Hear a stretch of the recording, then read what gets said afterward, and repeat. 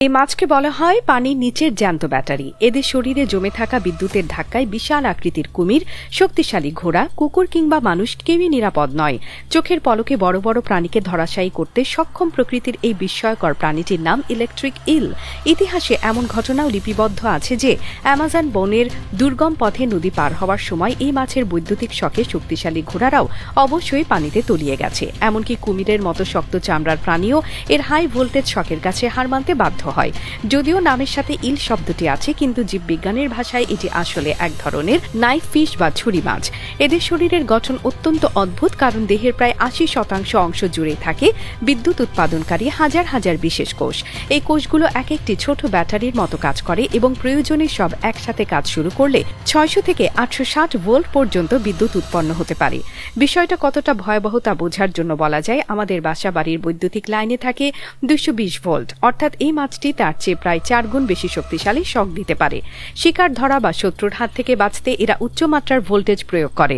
আবার ঘোলা পানিতে পথ চলতে বা একে অপরের সাথে যোগাযোগ করতে এরা মৃদু ভোল্টেজ ব্যবহার করে, যা অনেকটা রাডারের মতো কাজ করে। ইলেকট্রিক ইল শুধু আক্রমণ বা প্রতিরক্ষার ক্ষেত্রেই নয়, বৈজ্ঞানিক গবেষণার দিক থেকেও অত্যন্ত গুরুত্বপূর্ণ একটি প্রজাতি।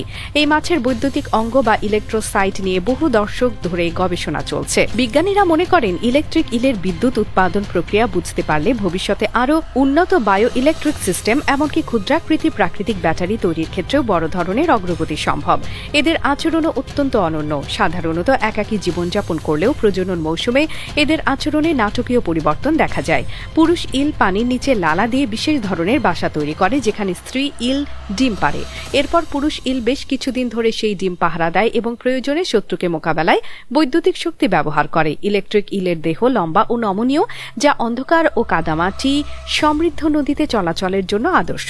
এরা সাধারণত দক্ষিণ আমেরিকার নদীনালা, বিশেষ করে অ্যামাজন অববাহিকায় বেশি পাওয়া যায়। তাদের খাদ্য তালিকায় ছোট মাছ, ব্যাঙ, পোকামাকড়, এমনকি কখনো ছোট স্তন্যপ্রায়ী প্রাণীও থাকে। আক্রমণের সময় প্রথমে তারা শিকারের অবস্থান নির্ণয়ে মৃদু ভোল্টেজ ছাড়ে, এরপর মুহূর্তের মধ্যে উচ্চ ভোল্টেজ প্রয়োগ করে শিকারকে অচল করে ফেলে। একটি বৈদ্যুতিক ইলের আয়ুষ্কাল সাধারণত ১০ থেকে ১৫ বছর, তবে অনুকূল পরিবেশে আরও বেশি সময় বাঁচতে পারে।